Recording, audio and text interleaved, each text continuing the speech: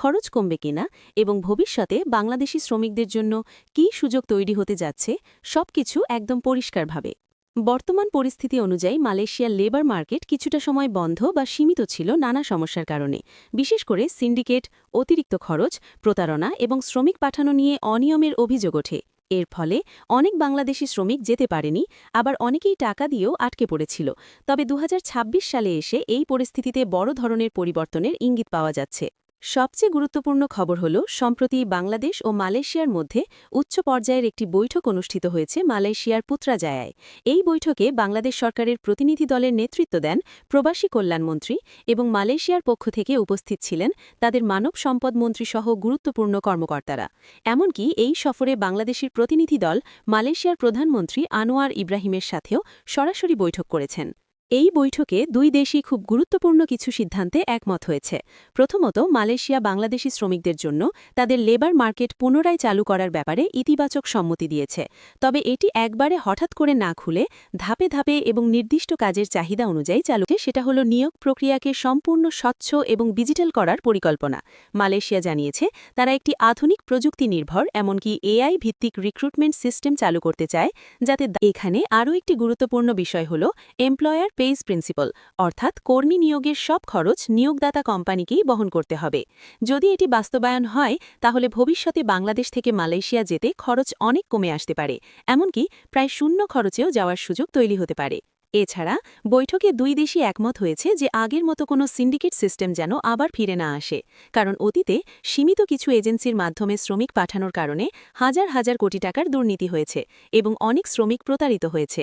এবার সরকার চাচ্ছে একটি ফেয়ার এবং ওপেন সিস্টেম চালু করতে। আরও একটি গুরুত্বপূর্ণ আলোচনা হয়েছে অবৈধ বা অনিয়মিতভাবে থাকা বাংলাদেশি শ্রমিকদের বিষয়ে। মালয়েশিয়ায় যারা অবৈধভাবে আছে তাদের সমস্যার সমাধান নিয়েও আলোচনা হয়েছে এবং দুই দেশই এই বিষয়ে সমাধানের পথ খুঁজতে কাজ করছে। এই বৈঠকের আরেকটি বড় ফলাফল হল, দুই দেশ সিদ্ধান্ত নিয়েছে ভবিষ্যতেও নিয়মিত বৈঠক চালিয়ে যাবে, যাতে শ্রমিক পাঠানোর পুরো প্রক্রিয়াটি সহজ, দ্রুত এবং নিরাপদ হয়। এখন প্রশ্ন হচ্ছে, মালয়েশিয়ার নিসা কবে পুরোপুরি চালু হবে? বর্তমান তথ্য অনুযায়ী এখনও নির্দিষ্ট কোনো তারিখ ঘোষণা করা হয়নি, তবে খুব দ্রুত চালুর জন্য কাজ চলছে এবং দুই দেশই প্রক্রিয়া ত্বরান্বিত করতে সম্মত হয়েছে। অর্থাৎ এটি নিশ্চিত যে ভিসা চালু হওয়ার দিকে যাচ্ছে, কিন্তু পুরোপুরি ওপেন হতে কিছুটা সময় লাগবে। আরেকটি গুরুত্বপূর্ণ বিষয় হল, আগামীতে শ্রমিক পাঠানোর ক্ষেত্রে স্কিল বা দক্ষতার উপর বেশি গুরুত্ব দেওয়া হবে। অর্থাৎ যারা ট্রেনিং প্রাপ্ত বা দক্ষ, তাদের যাওয়ার সুযোগ বেশি থাকবে।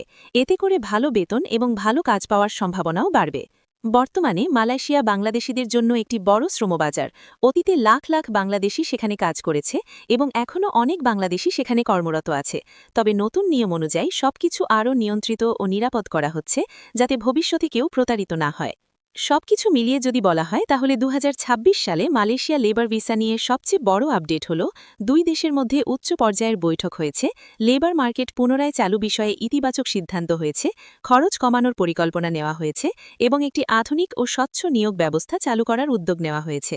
আপনি যদি মালয়েশিয়া যেতে চান, তাহলে এখনই দালালের পেছনে না ঘুরে অফিসিয়াল আপডেটের জন্য অপেক্ষা করাই সবচেয়ে নিরাপদ, কারণ সামনে নতুন সিস্টেম চালু হলে কম খরচে এবং নিরাপদে যাওয়ার সুযোগ তৈরি হতে পারে। শেষ কথা হল, মালয়েশিয়া ভিসা এখনও পুরোপুরি চালু হয়নি, কিন্তু খুব দ্রুত চালু হওয়ার সম্ভাবনা তৈরি হয়েছে এবং এই মুহূর্তে দুই দেশের সম্পর্ক ও আলোচনা অনেক পজিটিভ অবস্থায় রয়েছে। তো প্রিয় দর্শক, আজকের ভিডিওটি এখানেই শেষ করছি। দেখা হচ্ছে পরবর্তী কোনো ভিডিওতে। তো সকলেই ভালো থাকুন। আল্লাহ হাফেজ।